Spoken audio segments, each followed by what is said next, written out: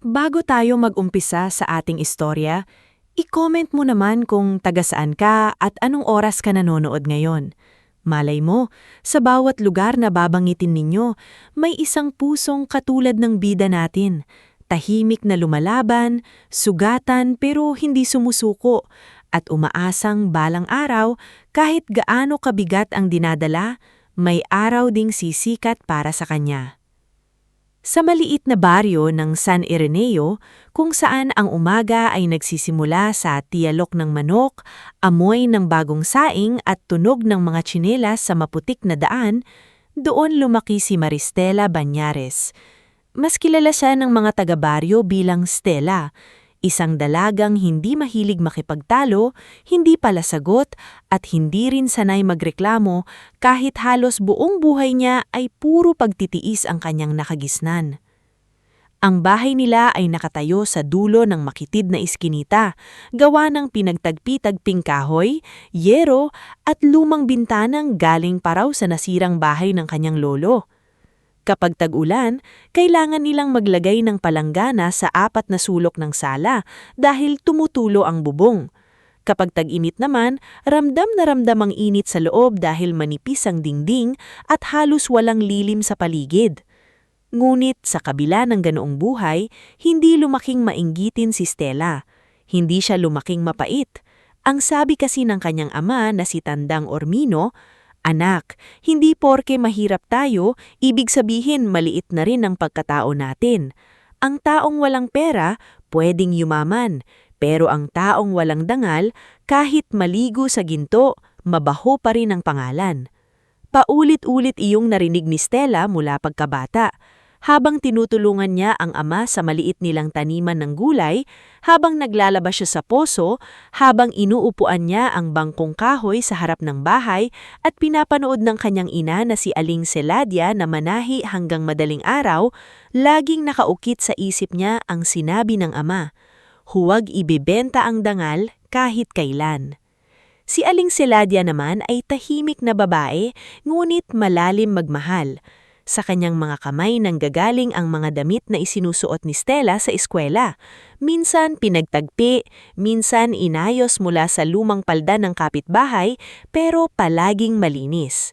Kapag napapansin niyang nahihiya si Stella dahil pinag-uusapan ng ibang bata ang suot niyang paulit-ulit, hinahaplos niya ang buhok ng anak at sinasabing, "Hindi damit ang magpapaganda sa iyo, anak. Ang tunay na ganda nakikita sa kilos kapag wala kang tinatapakan." Kaya kahit mahirap sila, nagsumikap si Stella. Nag-aaral siya sa gabi gamit ang ilaw ng gasera kapag napuputulan sila ng kuryente.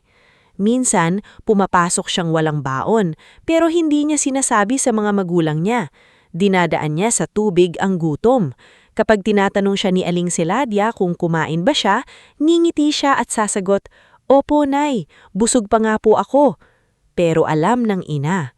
Alam ng ina ang bawat kasinungalingang sinasabi ng anak para lamang hindi sila mag-alala.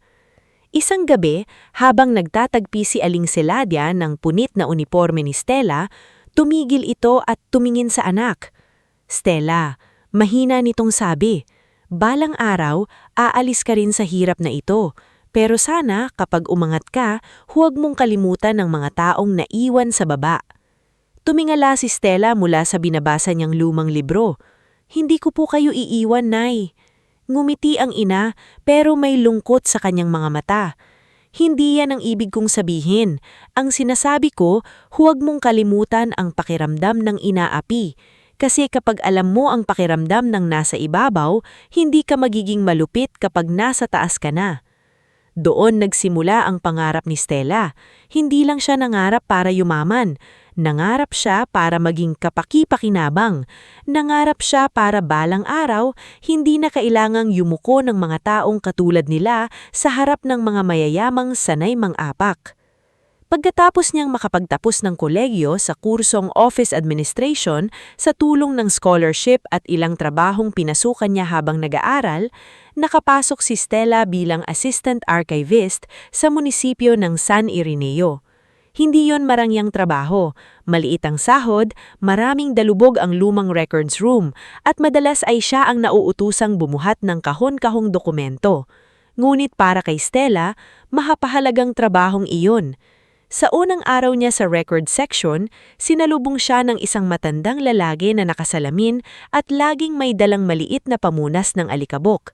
Siya si Mang Ponciano Lirazan, retiradong clerk na kahit wala na sa opisina ay bumabalik pa rin minsan upang tumulong sa pag-aayos ng mga lumang papeles. "Ikaw ang bagong assistant?" Tanong nito habang sinusuri siya mula ulo hanggang paa. "Opo, ako po si Maristela Banyares." "Banyares?" Bahagyang kumunot ang noo ng matanda na parang may naalala, ngunit agad ding itong ngumiti. "Magandang pangalan. Matibay pakinggan." Hindi na iyon pinansin ni Stella. Inisip niyang baka karaniwang puna lamang iyon ng matanda. Gulit mula noon, naging malapit siya kay Mang Ponciano. Itinuro nito sa kanya kung paano basahin ang lumang titulo ng lupa, kung paano tingnan ang petsa ng notaryo, kung paano suriin ang pirma kung tunay o kinopya lang, at kung bakit may mga dokumentong kahit luma ay mas malakas pa ang boses kaysa sa taong nagsisinungaling. "Stella," sabi ni Mang Ponciano isang hapon habang nasa loob sila ng records room. "Ang papel kapag totoo, tahimik lang. Pero kapag binasa sa tamang panahon, kayang pabagsakin ng pinakamataas na tao." Natawa si Stella. "Parang nakakatakot naman po iyon, Mang Ponciano." "Hindi nakakatakot ang katotohanan, hiha. Ang natatakot lang dyan, iyong may tinatago." Habang tumatagal, lalong nahihilig si Stella sa pag-aayos ng mga record. May kakaiba siyang tiyaga. Kahit halos mabura na ang tinta, pinag-aaralan niya. Kahit magkakadikit-dikit na ang lumang pahina dahil sa amag, dahan-dahan niyang hinihiwalay. Para sa kanya, bawat dokumento ay parang buhay ng tao. May nakaraan, may sugat, may lihim at may karapatang mabasa ng tama. Doon sa munisipyo, nagsimulang magbago ang takbo ng kanyang buhay. Isang umagang maulan, dumating si Edrigo Viloria sa opisina. Anak siya ng kilalang pamilyang Viloria, may-ari ng malaking poultry farm sa San Ireneo, feed supply business, ilang delivery truck, at ancestral mansion na nakatayo sa pinakamalawak na lupain sa bayan. Suot niya ang mamahaling polo, maayos ang buhok, at kahit simple ang ngiti, halatang sanay siya sa respeto ng mga tao sa paligid. "Magandang umaga po," bati niya sa information desk. "Kailangan ko sanang kumuha ng certified copy ng lumang business permit ng Viloria Farms." Si Stella ang naatasang tumulong sa kanya. Nang una, formal lang ang usapan nila. Ngulit napansin ni Edrigo ang pagiging maingat ni Stella sa trabaho. Hindi ito padalos-dalos, hindi nagpapadala sa apelyido, at hindi natataranta kahit siya mismo ang anak ng pinakamayamang pamilya sa bayan. "Hindi ka ba kinakabahan?" tanong ni Edrigo habang naghihintay sila sa records room. Napatingin si Stella. "Bakit po ako kakabahan?" Ngumiti siya. Karamihan kasi kapag naririnig ang apelyido namin, nag-iiba ang tono. Mahinang ngumiti si Stella. "Pasensya na po, sa records room po kasi pare-pareho lang ang tao, lahat naghahanap ng papel." Sandaling natahimik si Edrigo, saka siya natawa ng mahina. "Ngayon lang may nagsabi sa akin yan." Mula noon, madalas nang bumabalik si Edrigo sa munisipyo. Minsan may tunay na kailagan, minsan naman halata ni Mang Ponciano na nagpapalusot lamang siya. "May hinahanap na namang bang permit ang binatang Viloria?" Tukso ng matanda kay Stella isang hapon. Namula ang pinchig ni Stella. "Trabaho lang po iyon, Mang Ponciano." "Trabaho?" Ngumiti ang matanda habang nag-aayos ng salamin. "Hiha, matanda na ako. Alam ko ang itsura ng lalaking naghahanap ng dokumento at ang itsura ng lalaking naghahanap ng dahilan para makita ang dalaga." Hindi alam ni Stella kung matutuwa siya o matatakot. Sa totoo lang, mabait si Edrigo. Hindi ito katulad ng ibang mayayamang nakilala niya na kung magsalita ay parang laging may inuutusan. Marunong itong makinig. Kapag nagkukwento si Stella tungkol sa kanyang mga magulang, seryoso itong nakikinig. Kapag nababanggit niya ang hirap ng buhay sa baryo, hindi ito nangingiting parang naaawa. Sa halip, sinasabi nitong, "Ang tibay mo pala, Stella." Isang hapon, sinundo siya ni Edrigo sa labas ng munisipyo. May dala itong payong dahil biglang umulan. Ihahatan kita, sabi nito. Hindi na po, sanay naman akong mabasa. Hindi ibig sabihin na sanay ka, dapat hayaan na lang kitang mabasa. Napatingan si Stella sa kanya. Simple lang ang sinabi ni Edrigo, pero may bigat iyon sa puso niya. Sa buong buhay niya, laging kailangang kayanin ng lahat. Bihira ang taong nagsasabing hindi porke kaya niya ay dapat hayaan na siyang mahirapan. Doon nagsimulang mahulog ang loob niya. Ngunit habang lumalalim ang samahan nila ni Edrigo, lalong lumilinaw ang isang bagay. Hindi siya matatanggap ng pamilyang Viloria. Unang beses siyang dinala ni Edrigo sa mansyon, ramdam na agad ni Stella ang lamig ng paligid. Hindi dahil sa marmol na sahig o mataas na kisima, kundi sa mga matang sumusukat sa kanya. Doon niya unang nakilala si Doña Severina Viloria, ina ni Edrigo. Matikas ang tindig nito, laging tuwid ang likod, at may tinging tila kayang hubaran ng pagkatao ang sino mang hindi niya gusto. "Ikaw si Maristela?" tanong nito. Hindi man lang nag-abot ng kamay. "Opo, Doña Severina, magandang hapon po." Tinignan nito ang suot niyang simpleng bestida. "Taga saan ka nga?" "Sa may dulo ng San Ireneo. Anak po ako ng Ormino at Siladia Banyares." Bahagyang tumaas ang kilay ng matanda. "Ah, sa may mababang bahagi, yung binabaha." Naramdaman ni Stella ang pag-init ng kanyang muka, ngunit hindi siya sumagot ng pabalang. "Opo, doon po." Si Edrigo agad na sumingit. "Ma, mabait si Stella. Magaling siya sa munisipyo. Siya ang tumulong sa records natin." "Mabait?" Malamig na ulit ni Doña Severina. "Maraming mabait sa mundo, Edrigo. Hindi lahat dapat dinadala sa bahay." Narinig iyon ni Stella. Narinig din iyon ng hipag ni Edrigo na si Griselda na mula sa may hagdan ay ngumiti ng mapantukso. Si Griselda ay asawa ng nakatatandang kapatid ni Edrigo na nasa abroad, ngunit siya ang madalas kasama ni Doña Severina sa bahay. Mahilig siya sa alahas, chismis at pagpaparamdam sa iba na mas mababa sila. "Ang simple mo pala," sabi ni Griselda habang lumalapit.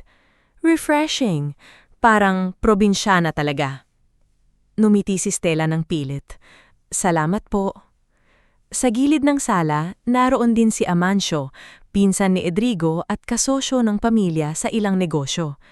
Tahimik lang itong nakamasid, pero hindi maganda ang titig nito kay Stella. Para bang isa siyang bagay na biglang pumasok sa lugar na hindi niya dapat tapakan. May isa pang nakapansin kay Stella, ang kasambahay na si Otilia. Hindi ito kasing yabang ni na Griselda, ngunit ang kanyang mga mata ay laging nagmamasid. Sa bawat utos ni Doña Severina, mabilis siyang sumusunod. Sa bawat bulong ni Griselda, naroon siya. At sa bawat pagkakamaling maaaring makita kay Stella, tila handa siyang iparating iyon sa matanda. Nang gabing iyon, bago umuwi si Stella, hinarang siya ni Doña Severina sa may veranda.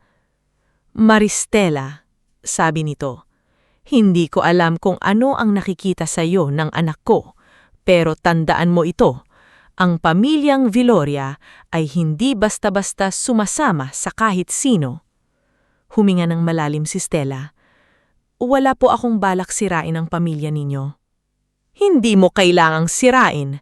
Minsan, sapat na ang presensya ng isang taong hindi kabagay para madumihan ang pangalan." Masakit iyon, para siyang sinampal kahit walang kamay na dumapo sa pisngi niya. Ngunit ang hilip na umiyak, yumuko lamang si Stella ng bahagya. "Magandang gabi po, Doña Severina." Paglabas niya ng gate, doon lang siya napahawak sa dibdib. Sumunod si Edrigo, halatang galit sa ina. "Stella, pasensya ka na. Hindi dapat ganun ang sinabi ni Mama." "Sanay naman ako," mahinang sagot niya. Kumunot ang noo ni Edrigo. "Ayokong marinig mong sinasabi yan." "Pero totoo." Hinawakan ni Edrigo ang kamay niya. "Pakakasalan kita balang araw, at kapag nangyari iyon, wala nang makakapagtaboy sa'yo." Tumingin si Stella sa kanya. Gusto niyang maniwala. Gusto niyang hawakan ang pangakong iyon at itago sa puso niya. Kaya kahit natatakot, pinili niyang magtiwala. Lumipas ang mga buwan. Sa kabila ng pagtutol ni Doña Severina, ipinaglaban ni Edrigo si Stella. Nagpropose siya sa ilalim ng matandang puno ng akasya malapit sa munisipyo, simpleng singsing lamang ang dala, ngunit taimtim ang kanyang mga mata. Hindi ko maipapangako na magiging madali, sabi ni Edrigo, pero ipinapangako kong hindi kita iiwan. Tahimik na umiyak si Stella noon, hindi dahil sa lungkot, kundi sa pag-asang baka sa wakas may taong pipili sa kanya kahit hindi siya marangya, kahit hindi siya mayaman, kahit hindi siya galing sa angkang hinahangaan ng lahat. Dumating ang araw ng kanilang kasal. Marangya ang simbahan, puno ng puting bulaklak, mamahaling ilaw at bisitang nakasuot ng magagarang damit. Ngulit sa gitna ng lahat ng ganda, ramdam ni Stella ang bigat ng mga matang nakatingin sa kanya. Ang gown niya ay simple, ngulit malinis, tinahi mismo ng kanyang ina bago ito tuluyang manghina sa sakit. Habang naglalakad siya sa aisle, hawak niya ang maliit na panyo ni Aning Seladia sa palad niya, para bang kasama niya ang ina sa bawat hakbang. Si Tandang Ormino naman ang naghatid sa kanya sa altar. Nanginginig ang kamay nito, hindi dahil sa hiya, kundi dahil sa halo-halong saya at pangamba. "Anak," bulong niya bago siya ibigay kay Edrigo, "huwag mong kakalimutan ang sarili mo kahit kanino ka mapunta." Tumango si Stella, "Opo, Tay." Sa harap ng altar, ngumiti si Edrigo. Mukha itong masaya, mukha itong sigurado, at sa sandaling iyon, pinilit ni Stella na kalimutan ang malamig na titig ni Doña Severina sa unahang upuan. Ngulit sa reception, nagsimulang maramdaman ni Stella na hindi sapat ang singsing upang matanggap siya ng pamilya na hindi marunong yumuko sa kabutihan. Ang pangalan niya sa seating arrangement ay nailagay sa maling mesa, malayo kay Edrigo. Nang itanong niya ito sa coordinator, namutla ang babae at sinabing, "Pasensya na po ma'am, iyon po ang bilin sa amin." Nakita ni Stella si Griselda sa di kalayuan, nakangiti habang umiinom ng wine. Pagkatapos, ng oras na para sa family photo, tinawag lahat ng Viloria maliban sa kanya. Nang lalapit siya, marahang humarang si Otilia at bumulong. "Mamaya na po kayo ma'am, immediate family daw muna." Napatingin si Stella kay Edrigo. Ngunit, abala ito sa pakikipag-usap sa mga bisitang negosyante. Hindi nito nakita. Hindi nito narinig. Sa kalagitnaan ng handaan, lumapit si Doña Severina. Maganda ang suot nito, kumikislap ang alahas, at sa harap ng ibang bisita ay nakangiti siyang parang mapagmahal na ina. "Maristela," sabi nito ng mahina, sapat lang para marinig ng dalaga. "Hindi porket sinuotan ka ng belo ay naging kauri ka na namin." Napalunok si Stella. Pinilit niyang ngumiti kahit nanginginig ang kanyang mamadaliri. "Ginagawa ko naman po ang lahat para igalang kayo." "Respeto?" Mahinang natawa si Doña Severina. "Ang respeto, hindi hinihingi ng tulad mo. Pinagkakaloob iyon sa karapat-dapat." Dumaan si Amanso sa likuran nila at bumulong. "Tita, hayaan mo na. Baka umiyak pa at masira ang makeup." Narinig iyon ni Griselda at hindi napigilang matawa. Sa gabing dapat sana'y pinakamagandang alaala ng buhay ni Stella, unti-unti siyang nadurog sa loob. Ngunit hindi siya nagwala. Hindi siya sumigaw. Hindi siya gumawa ng eksena. Nanatili siyang tahimik dahil iyon ang itinuro sa kanya ng hirap. Ang lunukin ng sakit hanggang kaya pa. Nang natapos ang kasal, hinawakan ni Edrigo ang kamay niya sa loob ng sasakyan. "Pagod ka na?" tanong nito. Tumingin si Stella sa labas ng bintana. Nakikita niya ang sariling refleksyon. May belo pa, may hikaw, may kaunting ngiti sa labi, pero malungkot ang mata. "Oo," mahinang lang sagot. "Pagod na ako." Inakbayan siya ni Edrigo. "Bukas, magiging maayos din ang lahat." Hindi sumagot si Stella. Dahil sa puso niya, may malamig na kutob na ang kasal ay hindi pa simula ng ginhawa. Ito pala ay simula ng mas malalim na pagsubok.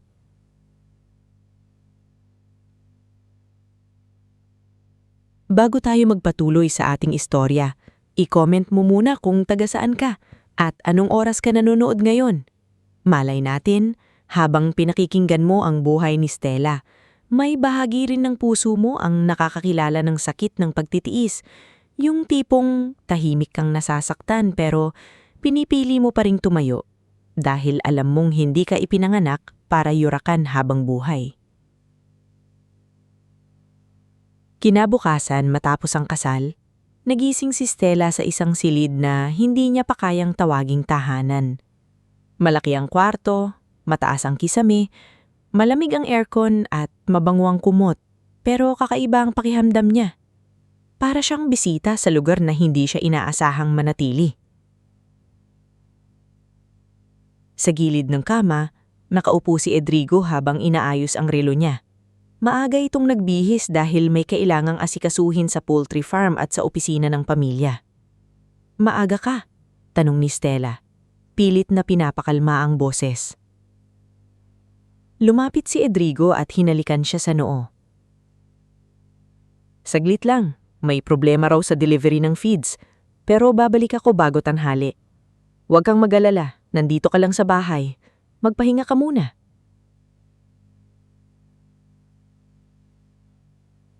Tumingin si Stella sa kanya. Gusto sana niyang sabihin ng lahat ng bigat ng loob niya mula sa reception.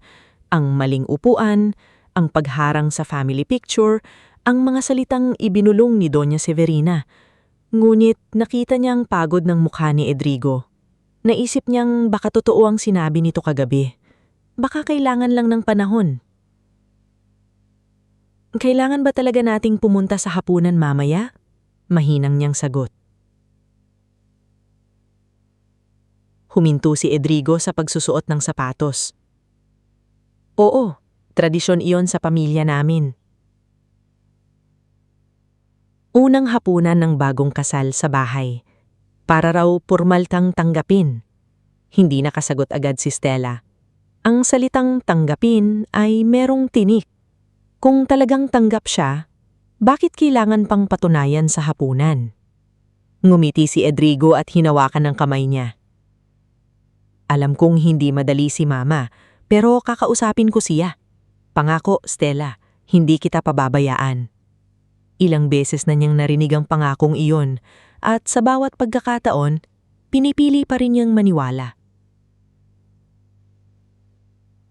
Pag-alis ni Edrigo, nanatili si Stella sa silid. Tinupi niya ang ilang damit, ang inayos ang maliit niyang bag at inilagay sa drawer ang panyo ni Aling Seladia. Maya-maya ay kumatok si Otilia. Nakasuot siya ng uniforme ng kasambahay, maayos ang buhok. Ngunit gaya ng dati, laging may pagmamasad sa mga mata. "Ma'am Stella?" sabi nito. Hindi lubos ang paggalang sa tono. "Pinapatawag kayo ni Doña Severina sa ibaba."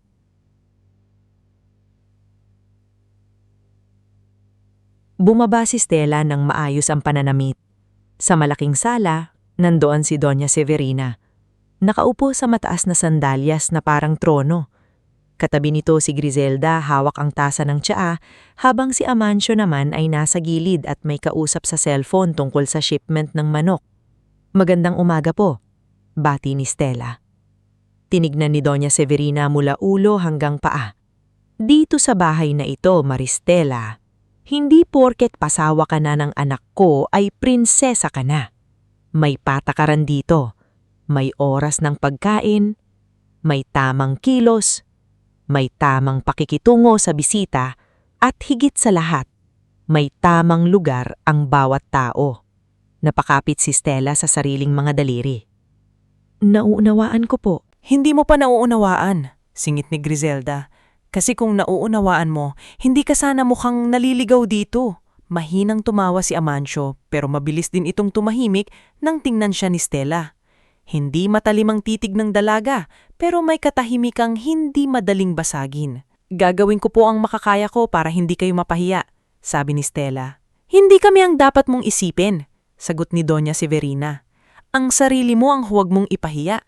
Maya-mayang gabi, darating ang ilang kamag-anak at kasosyo namin. Huwag kang magsasalita kung hindi tinatanong. Huwag kang magpapanggap na alam mo ang pinag-uusapan. At huwag mong kakalimutan, dala mo ngayon ang apelyido ng Viloria. Gusto sanang sabihin ni Stella na dala rin niya ang apelyido ng Banyares at hindi iyon mas mababa sa kahit anong apelyido. Ngunit pinigilan niya ang sarili. Naalala niya ang ama, hindi lahat ng laban ay kailangang sagutin agad. Dumating ang hapon. Abala ang buong mansyon. May mga kusinera sa likod, may mga kasambahay na naglalatag ng mamahaling kubyertos, at may florist na nag-aayos ng bulaklak sa gitna ng mesa. Nakatayo si Stella sa gilid, hindi alam kung saan lulugar. Kapag tumutulong siya, kinukuha ni Otilia ang ginagawa niya. Kapag tumatabi siya, sinasabihang nakaharang. Sa isang sandali, nakita niya ang matandang caretaker na si Apolonio Matias sa may gilid ng veranda, bitbit ang ilang kahon ng gulay na galing sa likod bukid. Payat ito, kubana ng konti at may puting bigote. Noon pa man kilala na ni Stella si Mang Apolonio dahil madalas itong dumaan sa munisipyo upang magbayad ng amilyar para sa maliit na lupang tinitirhan niya. "Ma'am Stella," binati nito nang makita siya.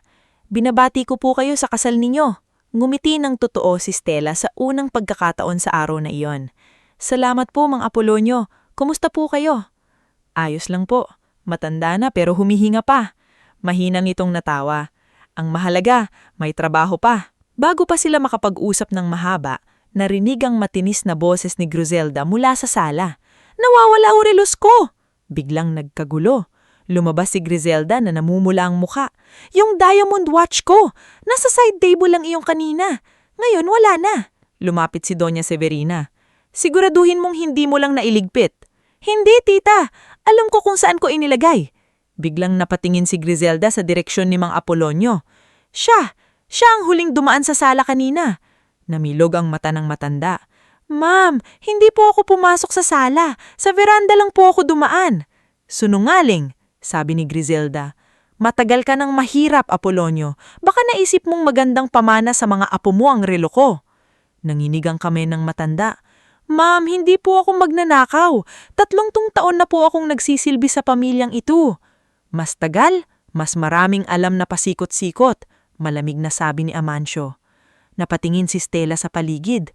Ang mga kasambahay ay tahimik. Si Otilia ay nakayuko pero pasulyap-sulyap kay Doña Severina. Walang gustong magsalita para kay Apolonio.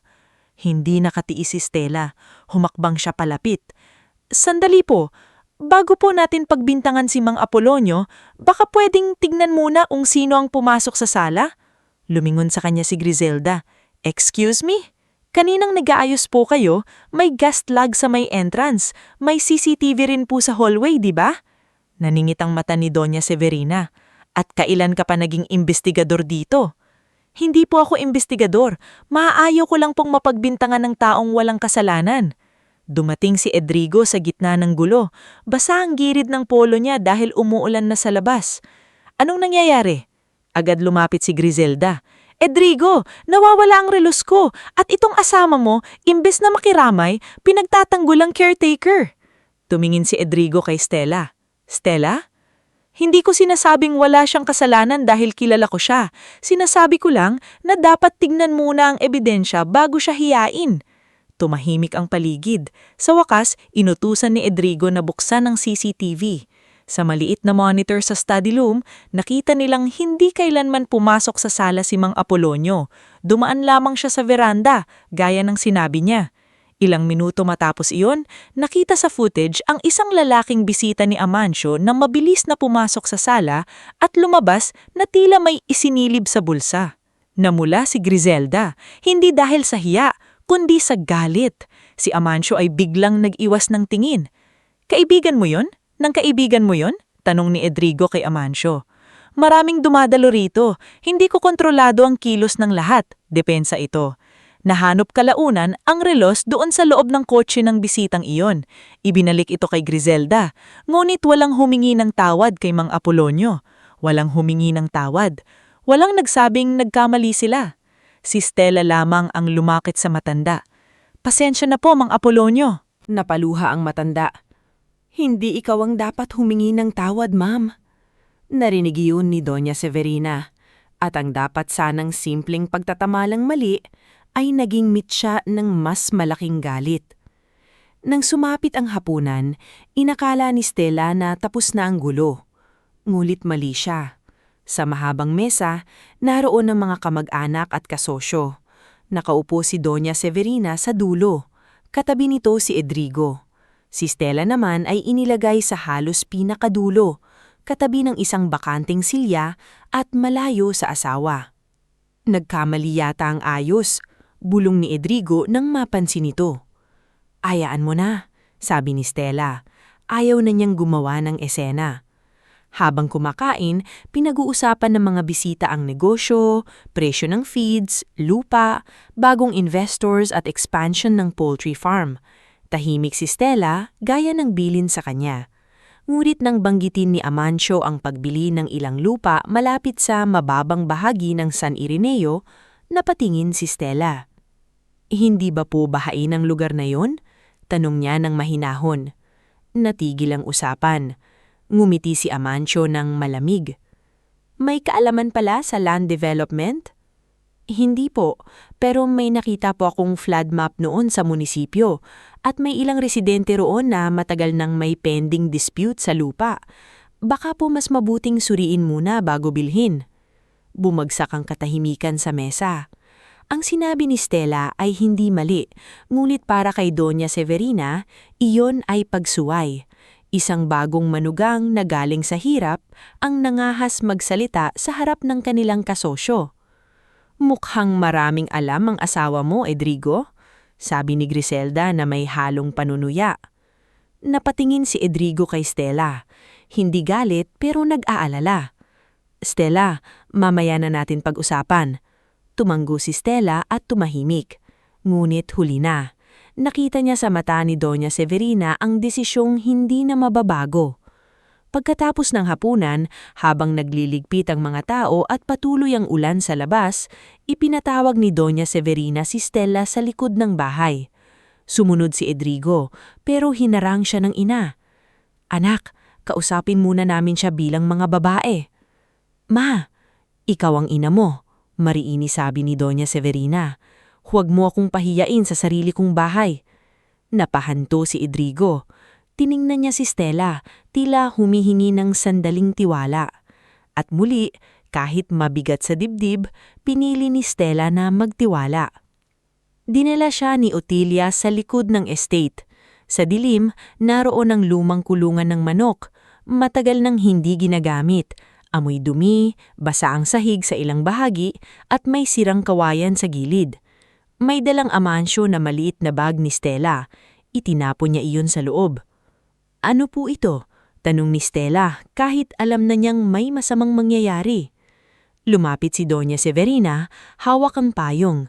Hindi nababasa ang matanda. Si Stella, unti-unting nababasa ng ambon.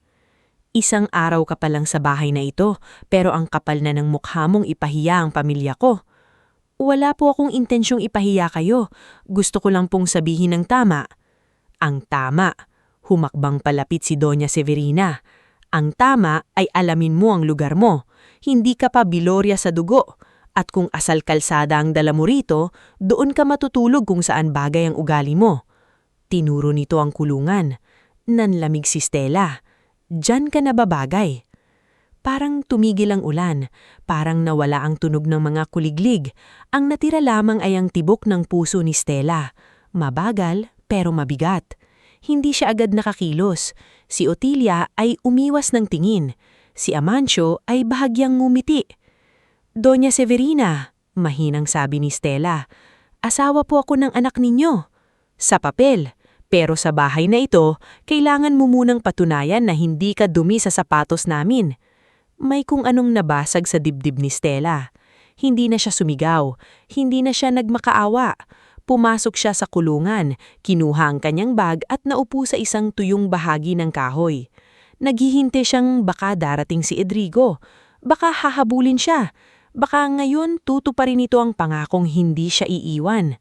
Ngulit lumipas ang isang oras, 2, 3. Sa malayo, naririnig niya ang mahinang pagtatalo sa loob ng mansyon. Minsan, boses ni Edrigo, Minsan, boses ni Doña Severina. Hindi niya alam ang sinasabi. Hindi niya alam kung ipinaglalaban ba siya o pinapakalma lang ang sitwasyon. Ang alam lang niya ay nandoon pa rin siya sa kulungan. Sa dilim, yakap ang sariling mga tuhod, naalala niya ang ama. Huwag mong kakalimutan ang sarili mo, kahit kanino ka mapunta. Naalala niya si Mang Ponciano.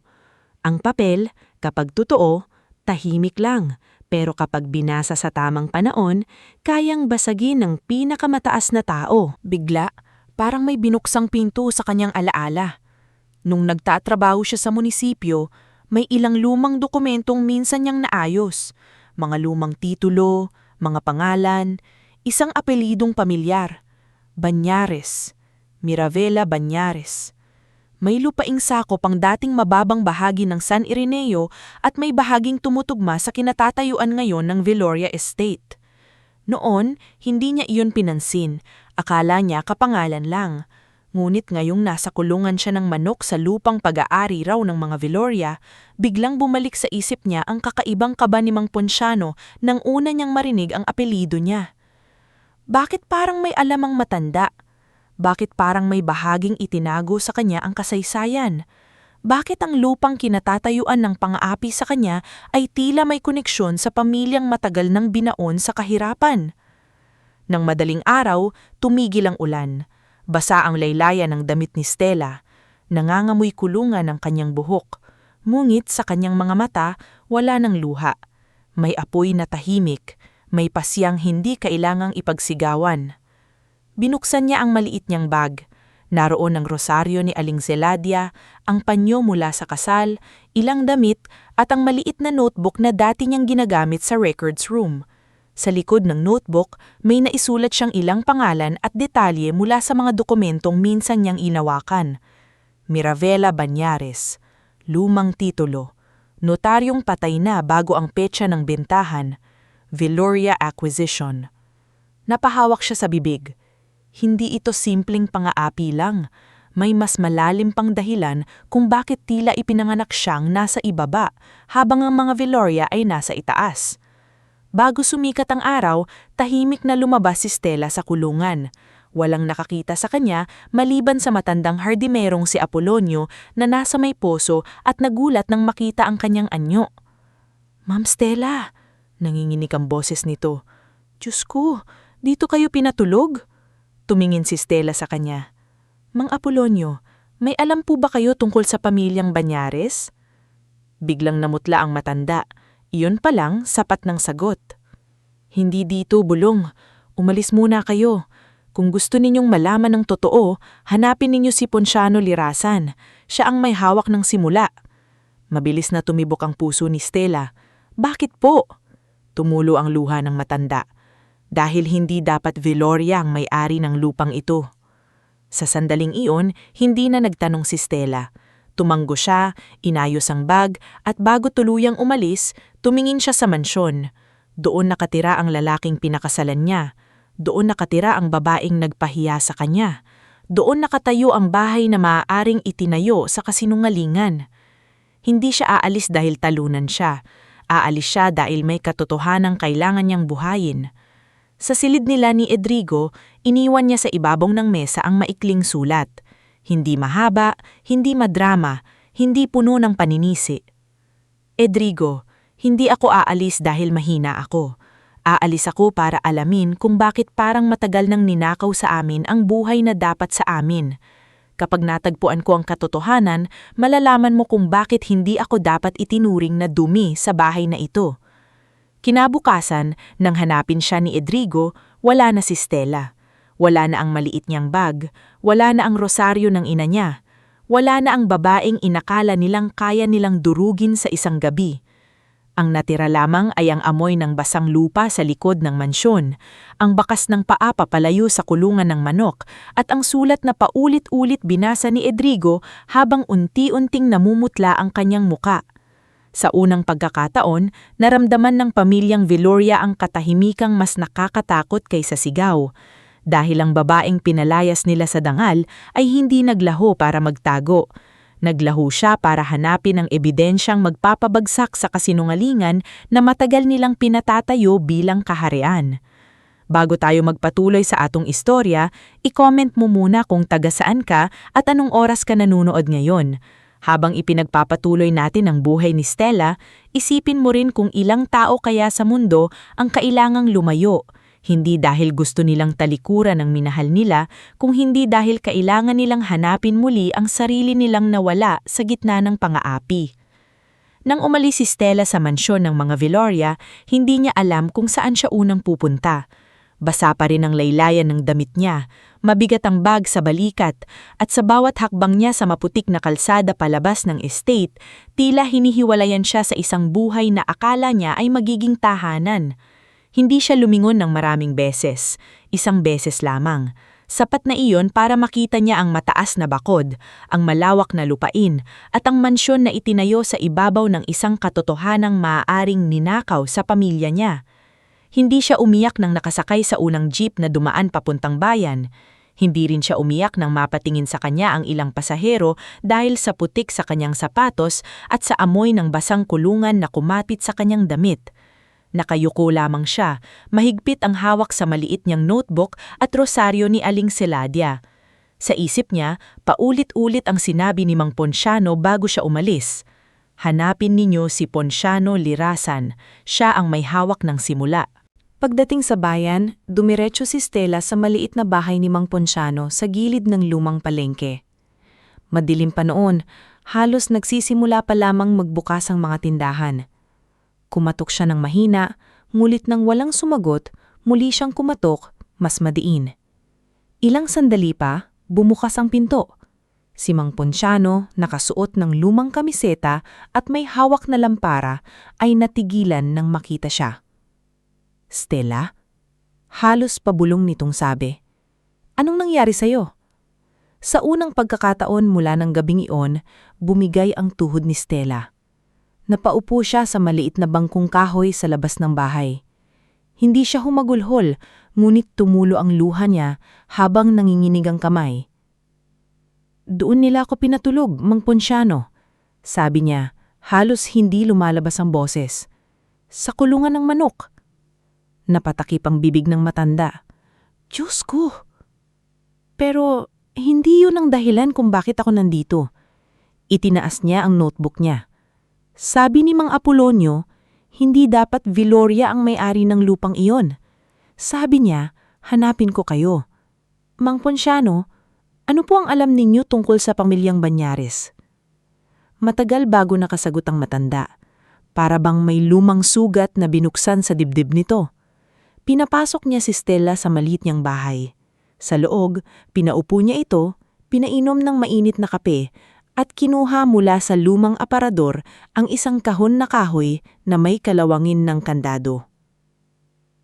"Matagal ko nang hinihintay na itanong mo ito," sabi ni Mang Ponciano. "Bakit hindi niyo po sinabi noon?" "Dahil wala pa akong sapat na hawak, at dahil bata ka pa noon. Ayokong ilagay sa panganib ang buhay mo nang wala kang kalaban-laban." Binuksan niya ang kahon. Sa loob ay may mga lumang kopya ng dokumento, ilang litrato at isang piraso ng papel na halos dilaw na sa katandaan. Ipinakita niya kay Stella ang pangalang Mirabela Banyares. "Lola ng nanay mo," paliwanag ni Mang Ponciano. Siya ang dating humahawak ng malaking bahagi ng lupain kinatatayuan ngayon ng mansyon at poultry farm ng mga Villoria. Namlamig ang katawan ni Stella. Hindi na ito hinala lamang, may pangalan, may papel, may simula. "Paano po napunta sa kanila?" Huminga ng malalim ang matanda. "Sa papeles, ibinenta raw, pero may mali. Ang notaryo na nakapirma sa deed of sale ay patay na 2 buwan bago ang petsa ng bentahan. Ang pirma ni Mirabela hindi tugma sa pirma niya sa ibang record. At ayon sa lumang salaysay, may panahon noon na biglang nawala ang ilang miyembro ng pamilyang Banyares sa bayan matapos silang takutin." Napalunok si Stella. "Alam po ba ito ng tatay at nanay ko?" "May mga narinig sila, pero hindi kumpleto. At dahil mahirap kayo, Madaling patahimikin ng tanong, madaling sabihing chismis lang, madaling ibaon sa kahirapan ang pamilyang walang perang lumaban. Napahawak si Stella sa dibdib. Sa isang iglap, parang naintindihan niya ang buong buhay nila, kung bakit ang mga magulang niya ay tila laging may lungkot kapag nadadaanan sila malapit sa lupain ng Viloria. Kung bakit minsan ay narinig niyang umiiyak si Aling Seladia habang hawak ang lumang litrato ng isang babaeng hindi niya nakilala. At kung bakit si Tandang Ormino ay laging nagsasabing huwag ibenta ang dangal. Anong gagawin ko? Tanong ni Stella. Tinitigan siya ni Mang Ponciano. Hindi mo ito kayang labanan dito ngayon. Malakas ang Viloria sa bayang ito. Kailangan mong umaris, mag-ipon ng ebidensya, maghanap ng abogado, matutong lumaban ng hindi nadadala ng galit. Nang umagang iyon, nagdesisyon si Stella. Hindi siya babalik sa mansyon. Hindi siya magmamakaawa kay Edrigo. Hindi niya hahayaan na ang kahihiyang dinanas niya sa kulungan ng manok ang maging huling kabanata ng buhay niya. Kung ninakaw nga sa pamilya niya ang lupang iyon, hindi lang sarili niya ang ipaglalaban niya. Ipagtatanggol niya rin ang alaala ng mga ninunong hindi na nakapagsalita. Ilang araw siyang nanatili sa bahay ni Mang Ponciano habang inaayos ang susunod niyang hakbang. Sa panahong iyon, ilang beses tumawag si Edrigo. May mga mensaheng puno ng pag-aalala, may mga paliwanag, may mga pangakong kakausapin niya ang ina. Ngulit hindi sumagot si Stella. Hindi dahil wala na siyang nararamdaman. Masakit pa rin sa kanya si Edrigo. Mahal pa rin niya ito sa isang bahagi ng puso niya. Ngunit hindi niya kayang pangkinggan ang paliwanag ng lalaking hindi dumating sa pinakamadilim na gabi ng buhay niya. Isang gabi, binasa niya ang huling mensahe ni Edrigo. Stella, sabihin mo lang kung nasaan ka. Susunduin kita. Aayusin natin ito. Matagal niya itong tinitigan bago niya pinatay ang cellphone. Mahinang niya sinabi sa sarili, hindi mo maaayos ang sugat na hindi mo kayang harapin. Sa tulong ni Mang Ponciano, nakarating si Stella sa Maynila. Hindi enggrande ang simula niya roon. Nakikitira siya sa maliit na boarding house malapit sa Quiapo. Sa kwartong kasya lamang ang isang kama, isang maliit na mesa at isang electric fan na maingay pa sa jeep. Sa unang linggo niya sa lungsod, naligaw siya ng 3 beses, muntikang manakawan sa bus, at ilang gabing instant noodles lamang ang hapunan. Ngunit hindi siya sumuko. Nakapasok siya bilang records assistant sa isang maliit na legal archive firm na pinamamahalaan ng istriktong babaeng abogado na si Attorney Serafin Malvarosa. Hindi agad naging madali ang kanilang samahan. Si Serafin ay babae ring sanay sa laban, matalim magsalita, at ayaw sa empleyadong madaling masaktan. Sa unang araw ni Stella, inilapag ni Attorney Serafin sa harap niya ang 3 kahon ng ilumang kaso. Kung gusto mong manatili rito, sabi ng abogado, matuto kang magbasa ng papel na parang nakikinig ka sa taong patay na. Minsan, mas nagsasabi ng totoo ang dokumento kaysa sa buhay. Napatingin si Stella. Halos kapareho iyon ng sinabi ni Mang Ponciano. Kaya ko po, sagot niya. Tinaasan siya ng kilay ni Serafin. Lahat nagsasabi niyan, patunayan mo. At pinatunayan nga ni Stella. Araw at gabi siyang nagtrabaho. Nag-ayos siya ng land cases, estate records, notarial registers, at mga dokumentong may kinalaman sa sapilitang bantahan ng lupa. Kapag tapos na ang trabaho, hindi siya agad umuuwi. Nag-aaral siya sa library. Binabasa niya ang batas tungkol sa property, fraud, prescription, heirs at falsification. Unti-unti ang dating babaeng tahimik na tumitingin lamang sa dokumento ay natutong makita ang mga butas sa kasinungalingan. Isang gabi, nadatnan ni Attorney Serafin na nakatulog sa ibabaw ng photocopy ng lumang titulo. Banyares? Tanong ng abogado nang makita ang pangalan sa papel. Nagising si Stella at agad na kinuha ang dokumento. Personal case ko po. Personal cases destroy people. Unless you learn how to treat pain as evidence, not emotion.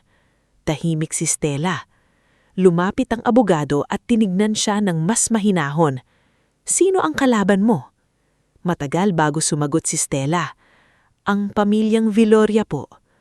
Nagbago ang ekspresyon ni Serafin. Hindi takot, kundi interes. Malaking pangalan, malaking pera, malaking kasinungalingan siguro. Hindi ko pa po alam ang buo. Kung ganon, hanapin natin. Mula noon, hindi na lamang employer si Serafin, naging gabay siya.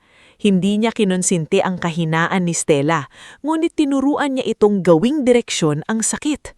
Itinuro niya kung paano kumuha ng certified true copies, paano hanapin ang lumang notarial book, paano mag-verify ng patay ng notaryo, at paano bumuo ng kaso na hindi kayang ibasura dahil lamang may pera ang kalaban. Sa Maynila rin nakilala ni Stella ang mga taong magiging bagong sandigan niya. Si Nemia Caldona, isang single mother at court stenographer na nakatira sa katabing kwarto, ang unang naging kaibigan niya. Palatawa si Nemia, mabilis magsalita at laging may dalang ulam kahit kapos din sa pera. "Hoy Stella," sabi nito isang gabi habang nakakatok sa pinto. "Kumain ka na ba o dokumento na naman ang hapunan mo?"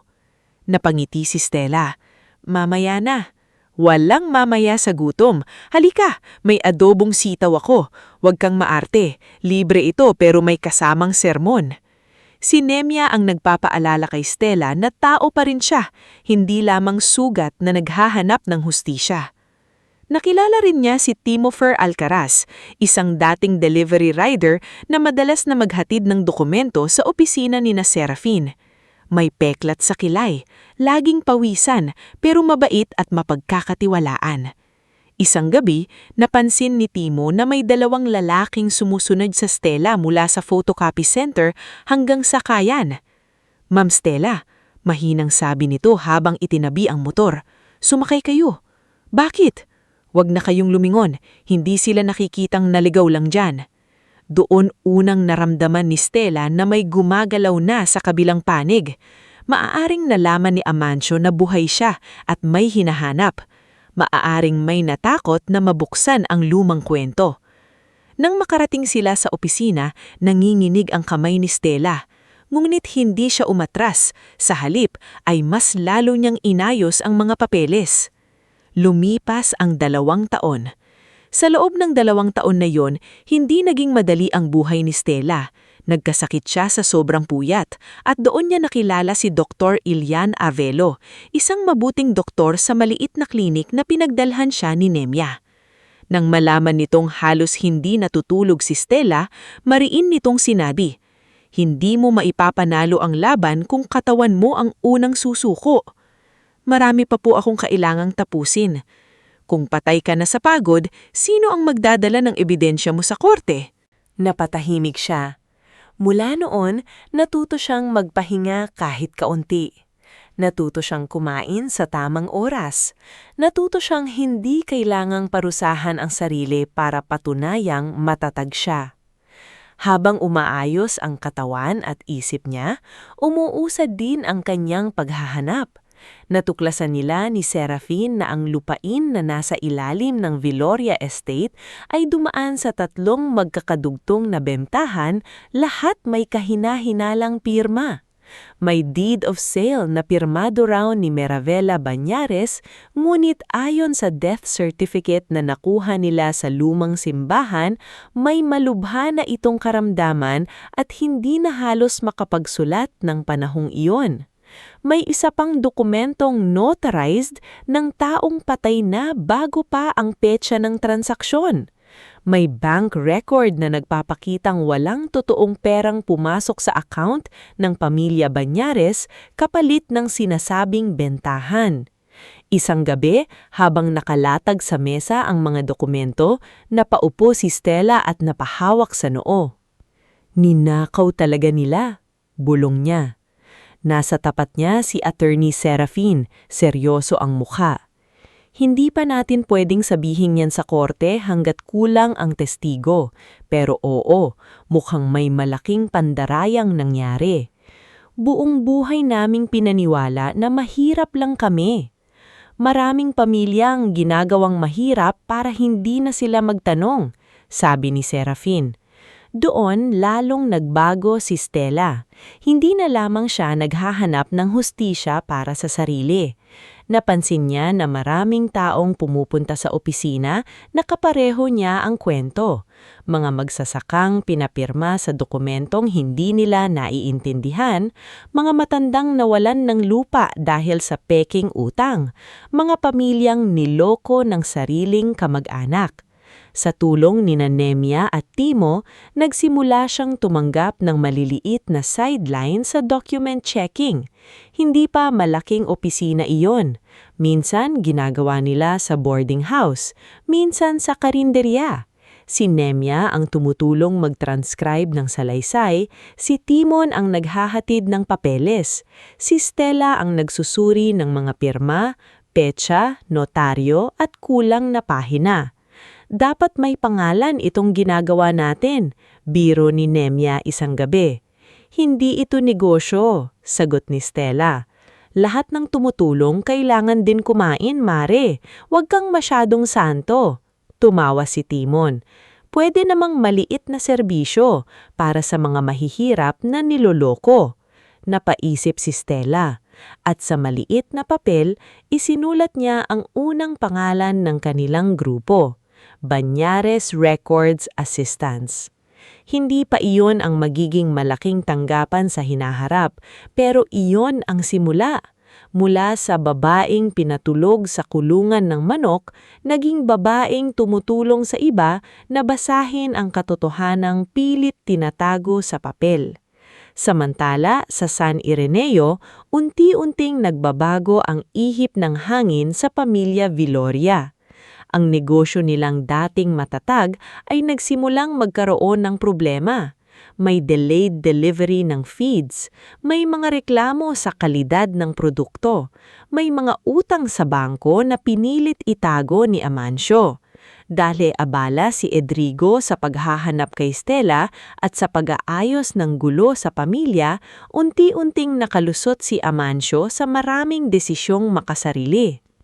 Pinalalaki mo ang gastos, mainding nasabi ni Edrigo isang araw sa opisina ng poultry farm.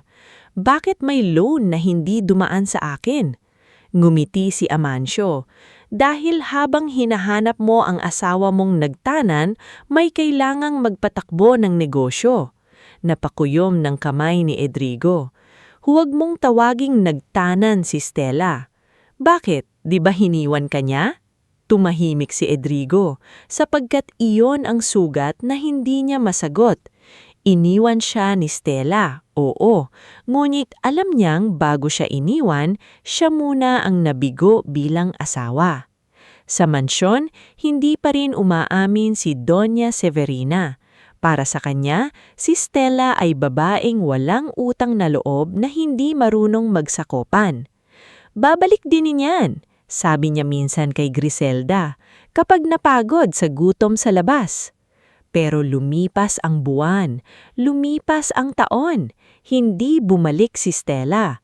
At habang hindi siya bumabalik, lalong hindi matahimik si Edrigo.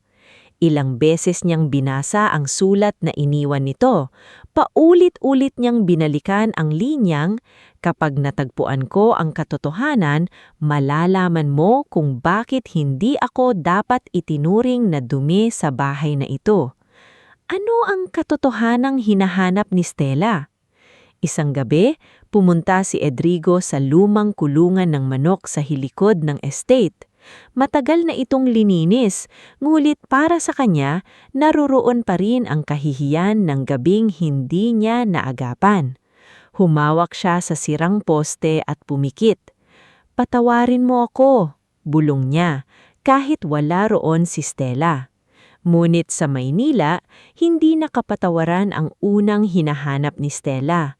Katotohanan muna, hustisya muna, sarili muna. Sa dulo ng 2nd taon niya sa lungsod, nakatayo siya sa harap ng maliit na opisina na inuupahan nila sa 2nd palapag ng isang lumang gusali.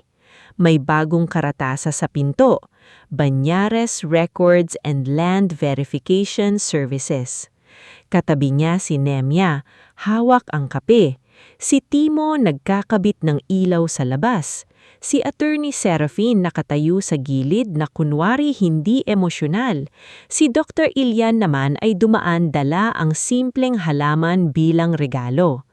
Hindi pa ito malaki, sabi ni Stella. Pero sa'yo ito, sagot ni Nemya. Tinignan ni Stella ang pangalan niya sa karatula, Banyares. Ang apelyedong minsang maliit sa tingin ng iba, ang apelyedong maaaring pilit nilibing ng mga taong yumaman sa pananahimik ng kanyang pamilya. Hinawakan niya ang sobre sa kanyang bag. Nandoon ang pinakabagong dokumentong nakuha ni Serafin, isang kopya ng lumang affidavit mula sa dating tagapag-ingat ng papeles ng pamilya Banyares. Hindi pa kompleto ang laban, ngunit sapat na iyon para malaman ni Stella na papalapit na siya sa araw ng pagbabalik. Hindi na siya ang babaeng iniwan sa kulungan. Hindi na siya ang manugnang na umiwas ng tingin kapag hinamak. Hindi na siya basta asawa ni Edrigo Villoria. Siya si Maristela Banyares. At sa bawat dokumentong natatagpuan niya, unti-unting bumabangon ang pangalan ng pamilyang minsang ninakawan ng lupa, dangal at kinabukasan. Bago tayo magpatuloy sa ating istorya, i-comment mo muna kung taga saan ka at anong oras ka nanonood ngayon. Sa pagpapatuloy ng buhay ni Stella, tandaan natin na may mga taong tahimik na umaalis, hindi para sumuko, kundi para bumalik sa tamang panahon. Hindi na bitbit ang galit lamang, kundi ang katotohanan matagal na nilang inipon sa gitna ng sakit. 5 taon nang lumipas mula nang lisanin ni Maristela Banyares ang San Ireneo. 5 taon mula nang akalain ni Doña Severina na ang babaeng pinatulog niya sa kulungan ng manok ay basta na lamang matutunaw sa kahihiyan at kahirapan. Ngunit sa loob ng 5 taon iyon, hindi nawala si Stella. Lumayo siya. Nag-aral, nagtrabaho, nadapa, bumangon, at higit sa lahat, naghintay ng tamang panahon. Ang maliit na opisina ng Banyares Records and Land Verification Services sa Maynila ay lumaki na. Hindi pa ito kasing enggrande ng mga law firms sa matataas na gusali, ngunit kilala na ito sa hanay ng mga mahihirap na magsasaka, pamilyang naagawan ng lupa at mga matatandang walang kakayahang lumaban sa mga pekeng dokumento.